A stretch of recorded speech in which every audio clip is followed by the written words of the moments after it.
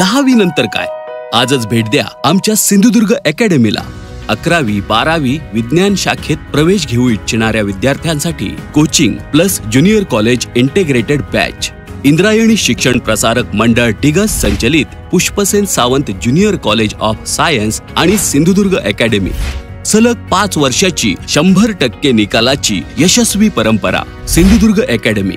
आमचे courses IIT JEE, NEET, MHT CET, state board. Sindhudurg अकॅडमीच का? IIT JEE नीटचे प्रशिक्षण घेण्यासाठी कोटा. हैदराबाद, दिल्ली या ठिकाणचे तज्ञ आणि अनुभवी प्राध्यापक आता सिंधुदुर्ग अकॅडमीमध्ये. शिवाय अद्ययावत तंत्रज्ञान, अद्ययावत इमारत आणि निसर्गरम्य परिसर. सर्व सोयींनी युक्त हवेशीर क्लासरूम आणि लॅब, सुसज्ज ग्रंथालय तसेच प्रशस्त अभ्यासिकेची सोय. त्वरा करा, प्रवेश सुरू झाला आहे. मर्यादित जागा, प्रथम प्रवेश घेणाऱ्यास प्राधान्य. आमचा पत्ता सिंधुदुर्ग अकॅडमी, पुष्पसेन ज्ञानपीठ, मुंबई गोवा हायवे, ओरोस, वाडी हुमरमळा. संपर्क 8007 93 31 86, 91 58 78 83 45, 87 88 10 18 53. फक्त एक भेट तुमच्या आयुष्याची निर्णायक संधी ठरू शकते. या छत्रपती शिवाजी महाराजांच्या महाराष्ट्रामध्ये शिवभक्त आदरणीय मोदी साहेबांचं मनापासून स्वागत करतो, मनापासून धन्यवाद देतो. देश का नेता कैसा हो, देश का नेता कैसा हो.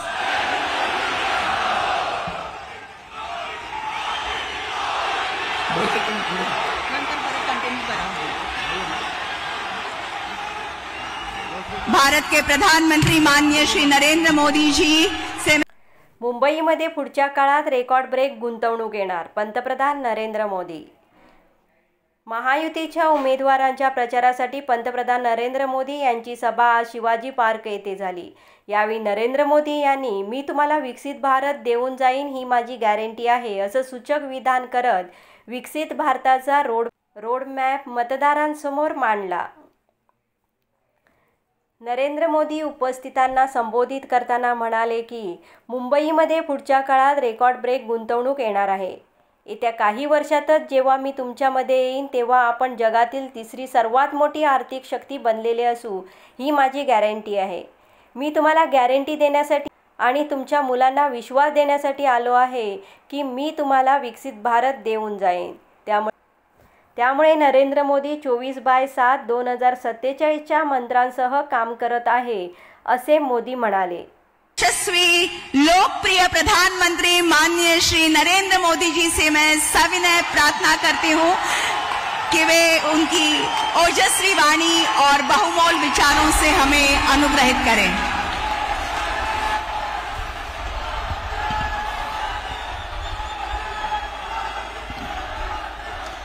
जय भवानी, जय भवानी,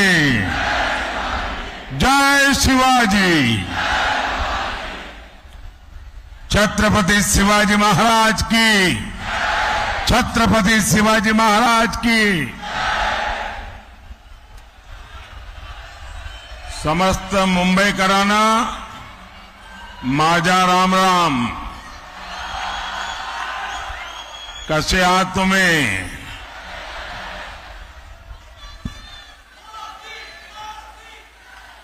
आप सभी हमें आशीर्वाद देने आए हैं. मैं आपका हृदय से बहुत बहुत आभार व्यक्त करता हूं. साथियों, मुंबई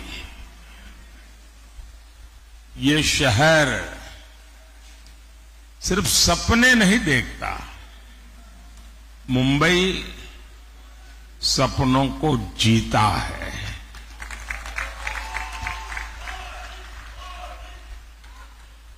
कुछ कर गुजरने का संकल्प लेकर चलने वालों को मुंबई ने कभी निराश नहीं किया है. इस ड्रीम सिटी में मैं आपसे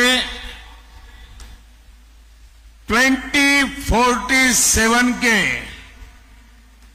ड्रीम को लेकर के आया हूं।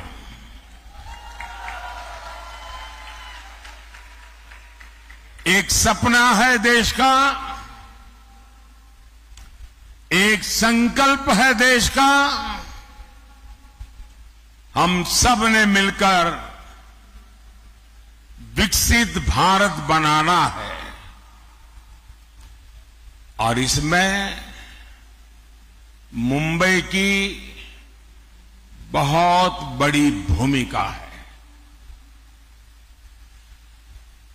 साथियों, अब मुंबई के लोग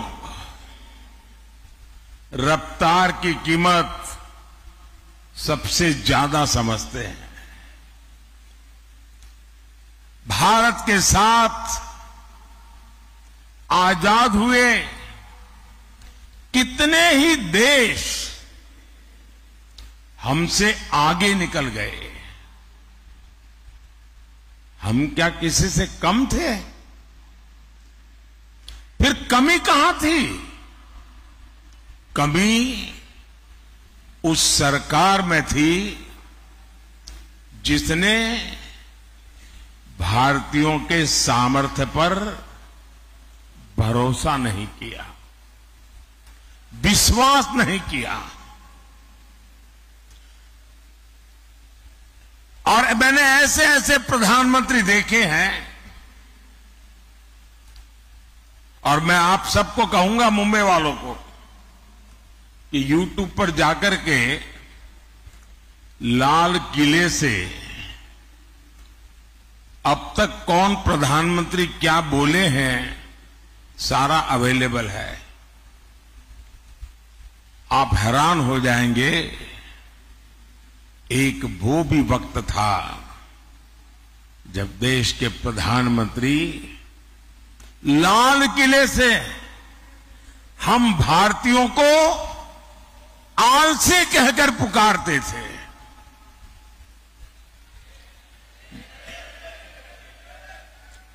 जिन सरकारों की सोच ऐसी रही हो, वो देश को कभी आगे नहीं बढ़ा सकते। मैं आज पूरी गंभीरता से कह रहा हूं, आजादी के बाद गांधी जी की सलाह पर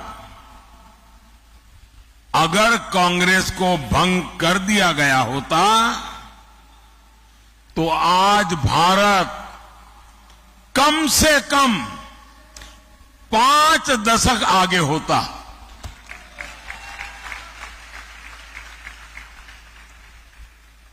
आजादी के बाद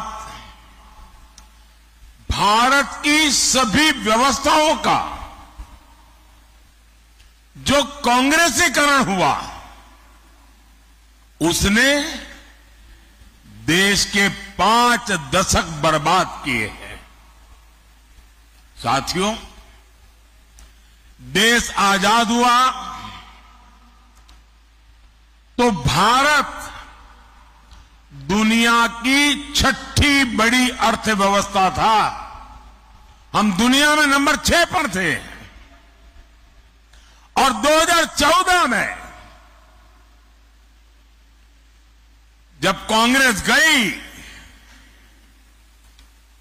और हमें जब सत्ता सुपुर्द की, तब देश की अर्थव्यवस्था 6 नंबर से 11 नंबर पहुंच गई थी। ये इन्होंने काम करके गए हैं। और जब से आपने इस सेवक को काम दिया, 10 साल में आज देश दुनिया की 5वें नंबर की आर्थिक ताकत बनकर के खड़ा है।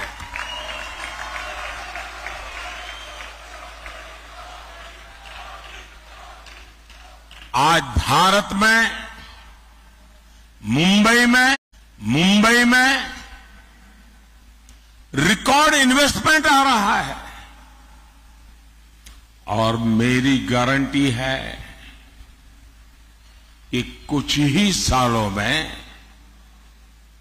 जब मैं आपके बीच आऊंगा तो हम दुनिया की तीसरी बड़ी आर्थिक ताकत बन चुके होंगे।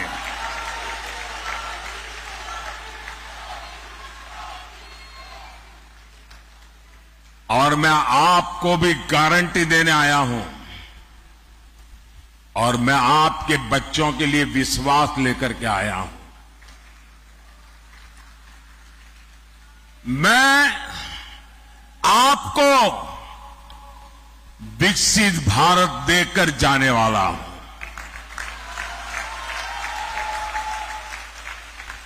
और इसलिए मोदी 24/7 फॉर 2047 के मंत्र के साथ या जत्रोत्सवामध्ये रात्र उशिरापर्यंत भाविकांची वर्दळ सुरू असते। आपके नाम, हर पल देश के नाम जी जान से जुटा है।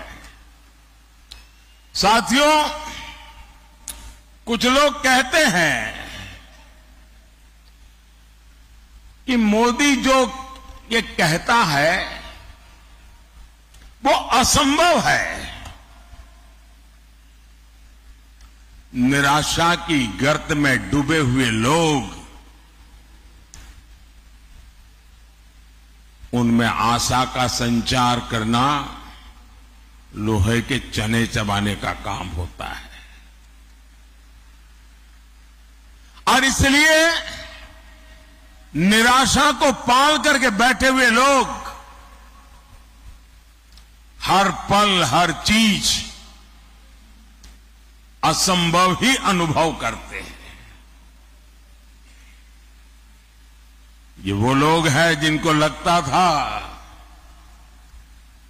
राम मंदिर भी उनको असंभव लगता था।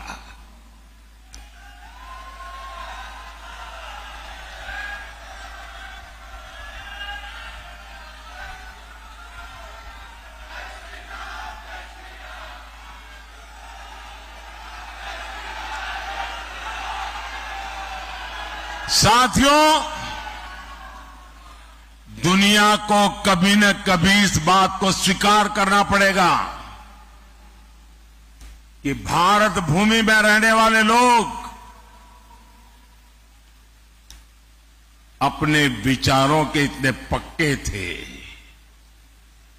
अपने इरादों के इतने पक्के थे कि एक सपना लेकर के 500 साल तक लड़ते रहे।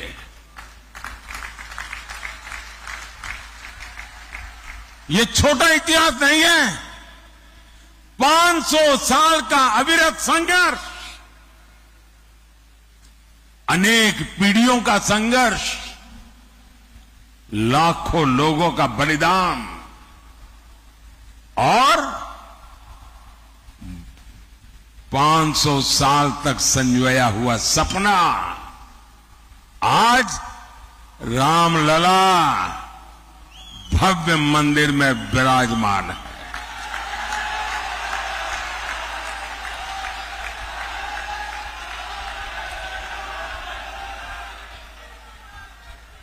ये निराशा की गर्त में डूबे हुए वो लोग हैं जिनको आर्टिकल 370 का हटना भी असंभव लगता था। आज हमारी आंखों के सामने आर्टिकल 370 की जो दीवार थी ना, उस दीवार को मैंने कब्रिस्तान में गाड़ दिया है।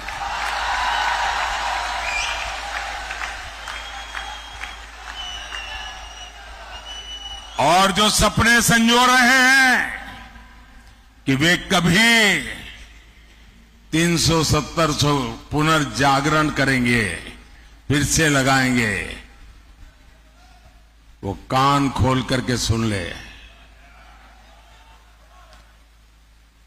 ये विरासत मामूली विरासत नहीं है।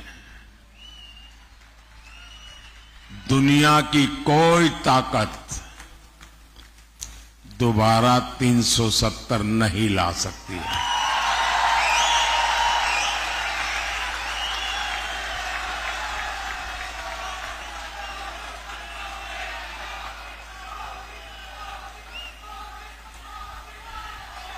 साथियों, हमारा देश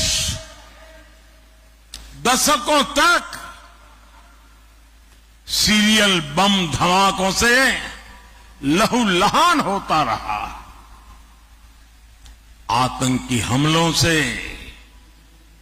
मां भारती का सीना चीर दिया जाता था।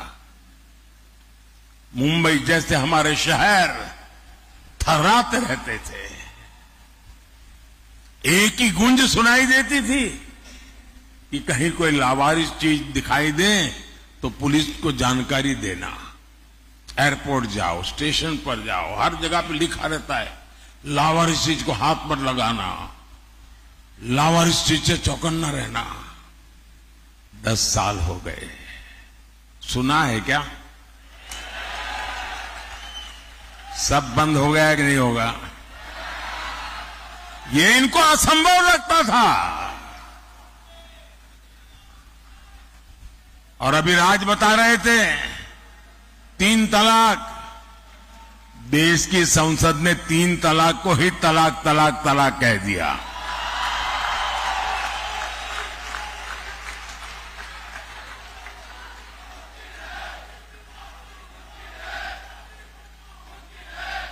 महिलाओं को 33% आरक्षण, 40 साल तक इंतजार करते रहे लोग। संसद में बहस होती थी और जो आज संविधान को सर पर रख करके नाच रहे हैं, उन लोगों ने पार्लियामेंट में 33% आरक्षण के बिल को छीन करके फाड़ दिया था।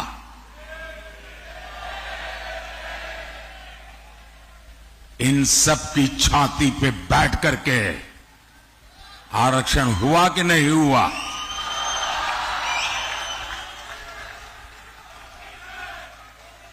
कांग्रेस 60 साल तक कहती रही कि गरीबी हटाएंगे, और इनकी तो फैशन थी।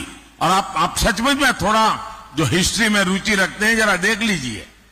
आप लाल किले से इन प्रधानमंत्रियों के भाषण सुनेंगे और इन परिवार के सभी प्रधानमंत्रियों के भाषण सुनेंगे, तो उनके 20-25 मिनट के भाषण में 10 मिनट वो गरीबी पर बोलते थे। और कोई भी चुनाव का उनका भाषण सुन लीजिए, वो गरीब गरीब गरीब गरीब गरीब गरीब गरीब गरीब गरीब गरीब गरीब गरीब गरीब गरीब गरीब गरीब गरीब गरीब माला ही जपते रहते थे। लोगों की आंख में धूल झोंकते थे और गरीबों को एहसास कराते रहते थे कि तुम तो गरीबी में जीने के लिए ही पैदा हुए हो। इस देश में गरीबी को हटाना असंभव लगता था। भाइयों बहनों, मोदी ने 10 साल में 25 करोड़ लोगों को गरीबी से बाहर निकाल करके दिखा दिया है।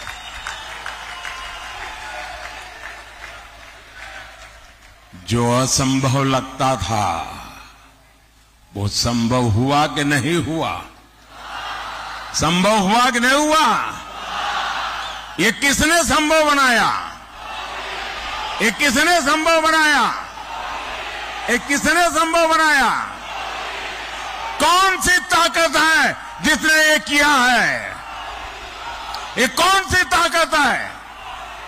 मोदी नहीं, ये आपके वोट की ताकत है ना, इसके कारण हुआ। ये आपके वोट का सामर्थ्य है। और इसलिए मैं, जो अपने बच्चों का उज्जवल भविष्य चाहते हैं, जो शांति और सुरक्षा चाहते हैं, जो विकास के अनगिनत अवसर चाहते हैं, जो भारत को विश्व में माथा ऊंचा करके जीने वाला देश के रूप में देखना चाहते हैं, ऐसे हर नागरिक को कहता हूं, जरा घर से बाहर निकलिए और अपने वोट का उपयोग कीजिए।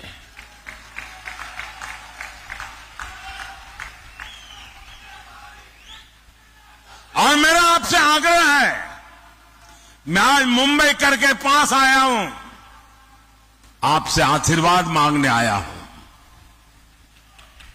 आप रिकॉर्ड तोड़ करके सारा मतदान करके दिखाइए इस बार।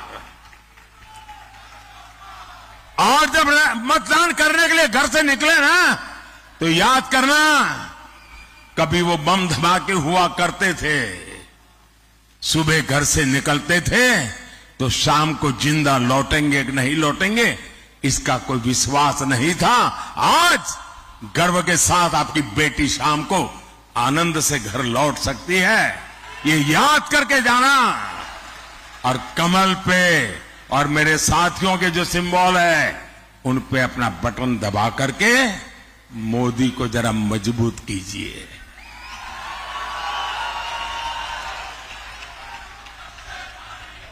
आपका एक वोट राष्ट्र हित में बड़े फैसलों का आधार बना है और इसलिए एक एक वोट जरूरी है।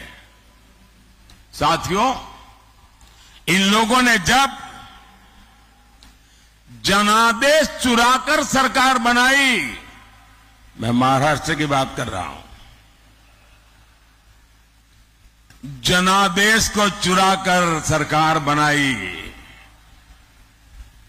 तो विकास कार्यों से भी अपनी दुश्मनी निकाली।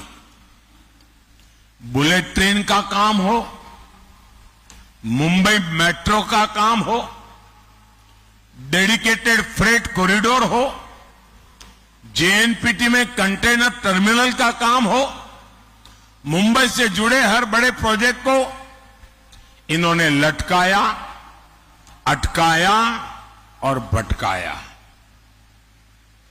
ये मुंबई के लोगों से दुश्मनी निकाल रहे थे। साथियों, मोदी का एक महत्वपूर्ण संकल्प है। मोदी मुंबई को उसका हक लौटाने के लिए आया है।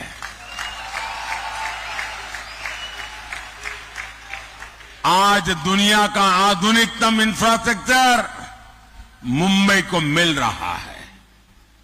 आज यहां अटल सेतु है, मुंबई मेट्रो का विस्तार हो रहा है, मुंबई लोकल का आधुनिकीकरण हो रहा है, नवी मुंबई में एयरपोर्ट बन रहा है, वंदे भारत ट्रेनें चल रही हैं और वो दिन दूर नहीं जब देश की पहली बुलेट ट्रेन मुंबई को मिलेगी।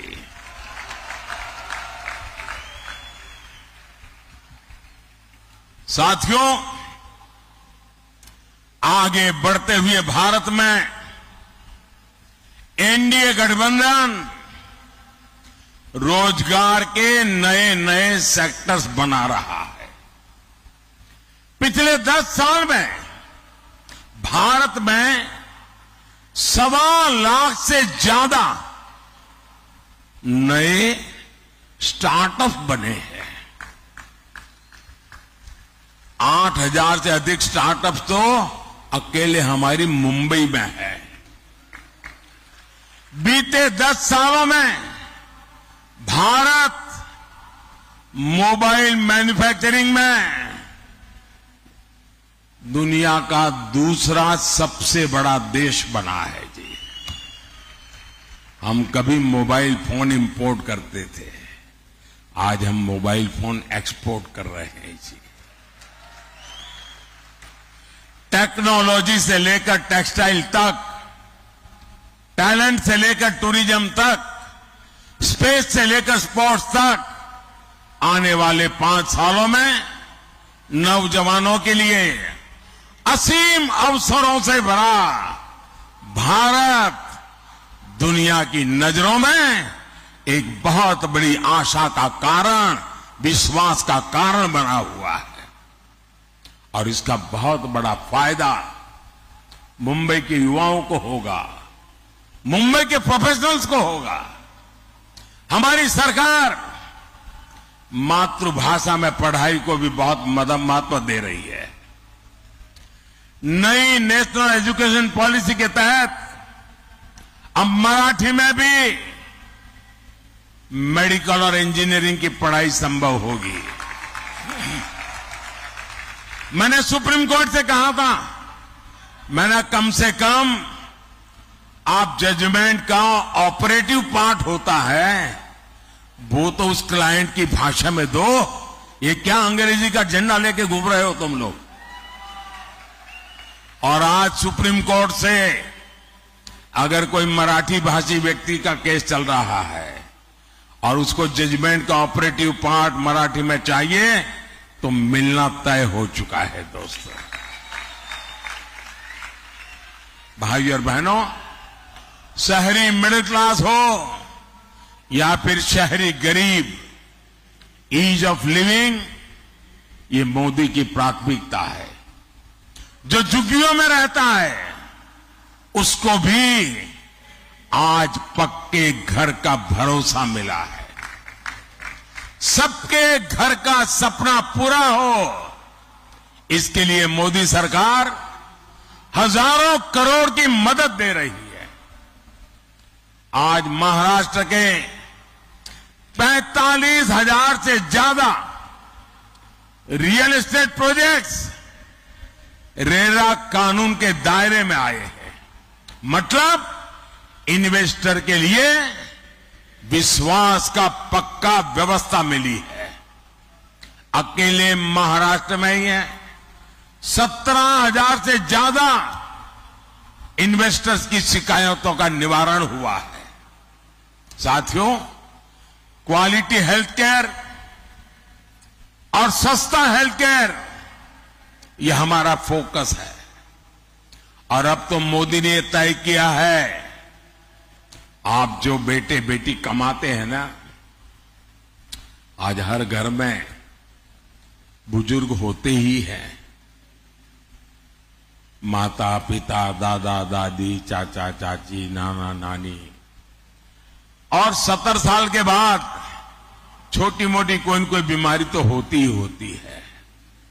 अब जो बेटा बेटी मेहनत करके कमाते हैं, उनके सामने चिंता रहती है, वो मां बाप को संभालने के लिए तैयार है, लेकिन एक तरफ अगर बीमारी आ गई तो चिंता रहती है कि रोजमर्रा का जिंदगी कैसे गुजारेंगे और बच्चों की आशा अपेक्षाओं का क्या। हर कमाने वाले बेटे बेटी को चिंता रहती है। मोदी ने तय किया है, कोई भी व्यक्ति, हिंदुस्तान का कोई भी व्यक्ति जो 70 साल से ऊपर है, अब उनके बीमारी में उनके इलाज की चिंता उनके बेटी बेटी पर नहीं रहेगी। ये जिम्मा मोदी संभालेगा।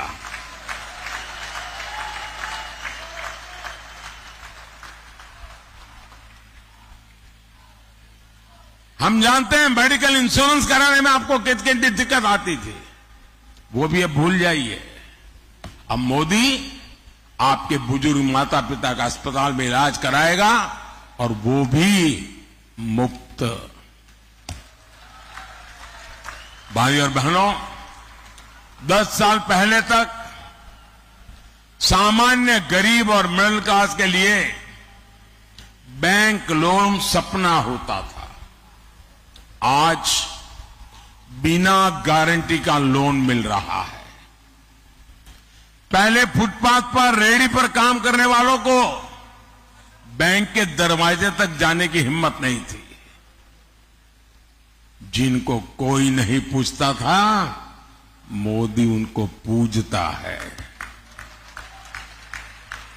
और मैं हमारे शिंदे जी वगैरह का आभार व्यक्त करता हूं कि एक आध साल पहले मुझे यहां बुलाया था और करीब 1 लाख रेहड़ी पटरी वाले भाई बहन इकट्ठे हुए थे और उनको हजारों करोड़ रुपया बैंक से लोन मिला था। उनकी पूरी जिंदगी बदल गई। वरना पहले क्या था, रेहड़ी पटरी वालों को साहूकार के प्याज से बहुत महंगे ब्याज में पैसे लेते थे और कारोबार में से ज्यादा पैसा ब्याज में चला जाता था। आज उनको बैंक से लोन मिलता है। और गारंटी कौन देता है? गारंटी मोदी देता है। बिना गारंटी पैसे मिलता है।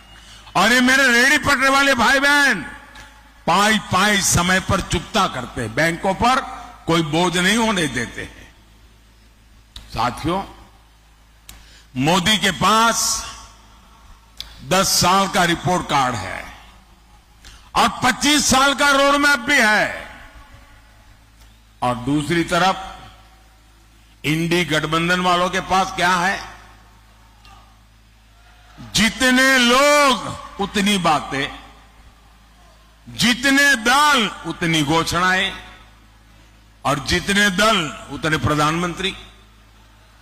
कांग्रेस के माओवादी मैनिफेस्टो में जितनी घोषणाएं हैं, अगर उनका हिसाब लगाएं तो देश दिवालिया हो जाएगा।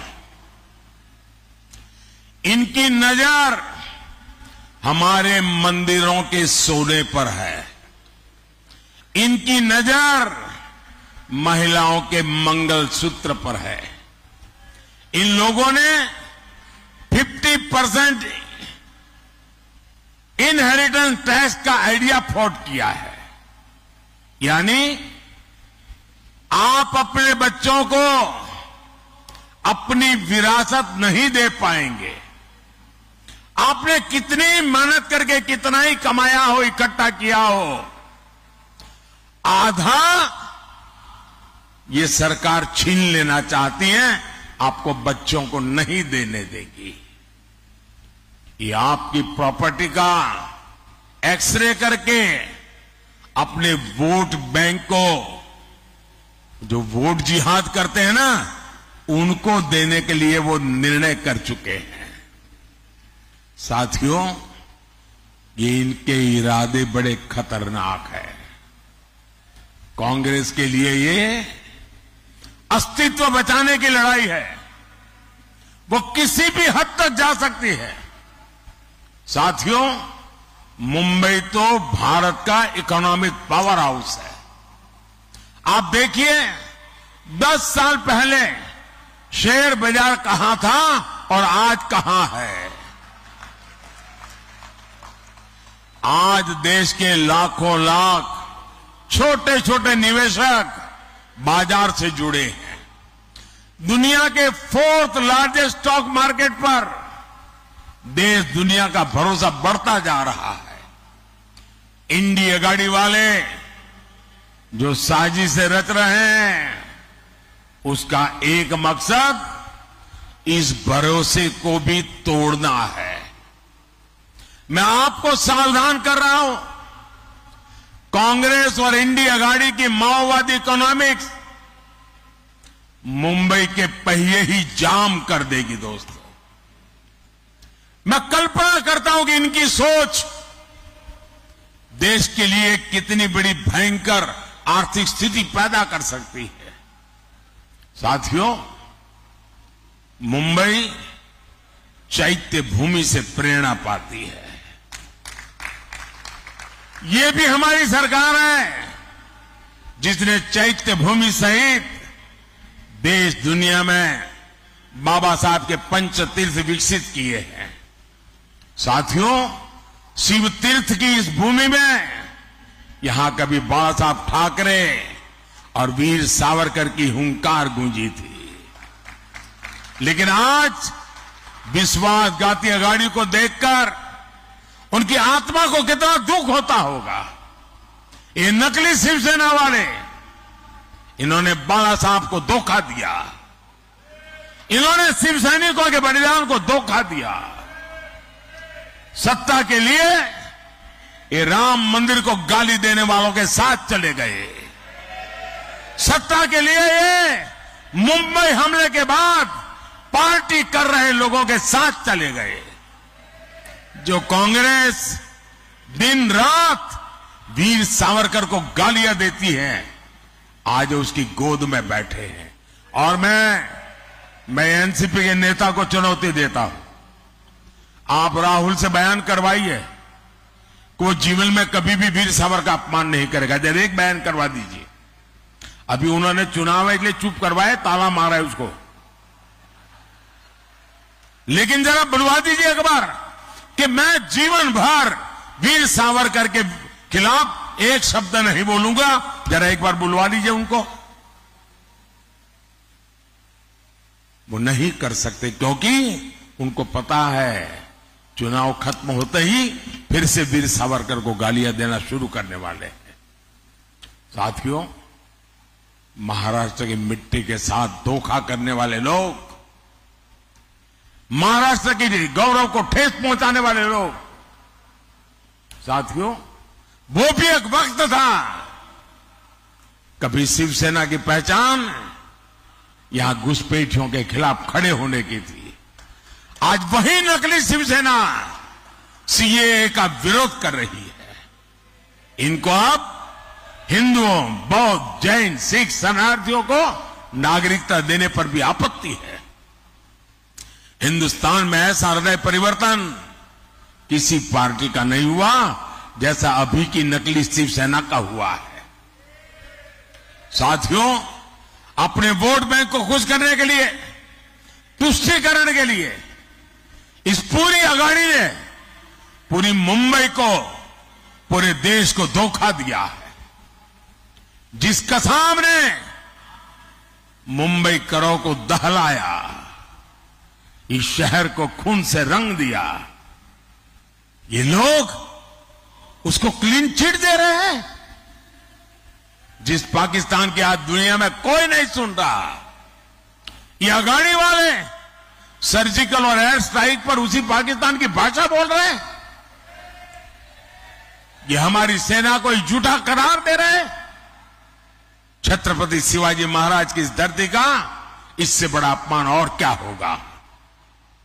साथियों, इंडिया गाड़ी वाले लगातार बाबा साहब आंबेडकर का, हमारे संविधान का भी अपमान कर रहे हैं। बाबा साहब धर्म के आधार पर आरक्षण के खिलाफ थे। पूरी संविधान सभा एक मत हुई थी कि हमारे देश में धर्म के आधार पर आरक्षण नहीं होगा। लेकिन इंडिया गाड़ी वाले दलित, पिछड़े, आदिवासियों के हक का आरक्षण छीनकर धर्म के आधार पर वोट जिहाद करने वालों को देना चाहते हैं। सत्ता के लिए इनकी धोखेबाजी नहीं चलेगी। आर्टिकल 370 हटाकर देश में एक संविधान लागू कराने वाला मोदी संविधान का सबसे बड़ा रक्षक है। और जो लोग आज संविधान को माथे पर लेकर के नाच रहे, उन्होंने पहले संविधान के शरीर को तोड़ा। हमारे संविधान की जो पहली प्रत है उसमें एक हिस्सा है संविधान के संबंध में लिखा हुआ बातें, दूसरा उसमें चित्रकाम है। वो सब मिलाकर के एक संविधान बना है और इन चित्रों में हजारों साल की हमारी विरासत को चित्रांकित किया गया है। इन्होंने पहला काम किया, पंडित नेहरू ने वो चित्र वाला संविधान अलमारी में रख दिया और सिर्फ बाद में उसकी आत्मा को उन्होंने चूर चूर कर दिया। अब ये लोग संविधान की पीठ पे छुरा भोंकने की कोशिश कर रहे हैं। मैं कांग्रेस को किसी दलित, पिछड़े, आदिवासी का आरक्षण कभी भी छीनने नहीं दूंगा। और ये मोदी की गारंटी है। भाइयों बहनों, मैंने लाल किले से कहा था, यही समय है, सही समय है, ये भारत का समय है। इस समय का चक्र तेजी से चलता रहे, इसकी बहुत बड़ी जिम्मेदारी मुंबई की है। हर मुंबई को मतदान करना है, सारे रिकॉर्ड तोड़ने हैं। भाजपा और शिवसेना के हमारे सारे उम्मीदवारों को विजयी बना करके दिल्ली भेजना है। हमारे एनसीपी के साथियों को, मैं नकली वालों की बात नहीं कर रहा, मुंबई नॉर्थ लोकसभा से श्रीमान पीयूष गोयल जी,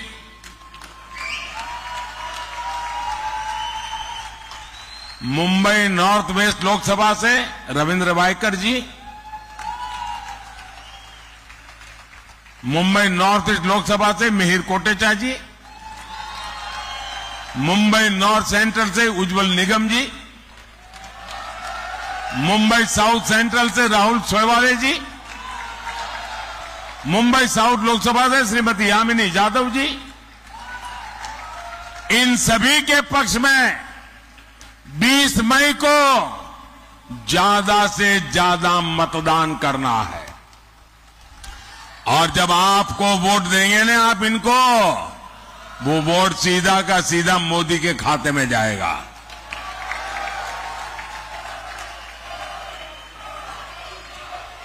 साथियों, मैं पूरा हिंदुस्तान घूम के आया हूं और मैं विश्वास से कहता हूं, इस बार के चुनाव नतीजे पुराने सारे रिकॉर्ड तोड़ने वाले होंगे।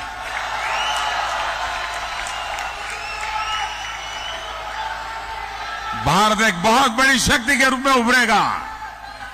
4 जून, और इसलिए साथियों, आप सबका सक्रिय सहयोग, मेरे साथ बोलिए भारत माता की, भारत माता की, भारत माता की। बहुत बहुत धन्यवाद।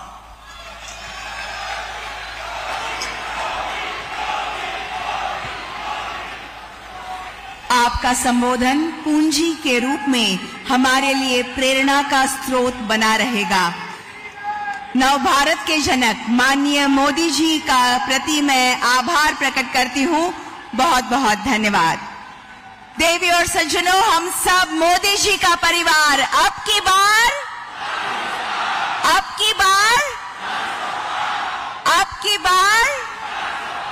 धन्यवाद।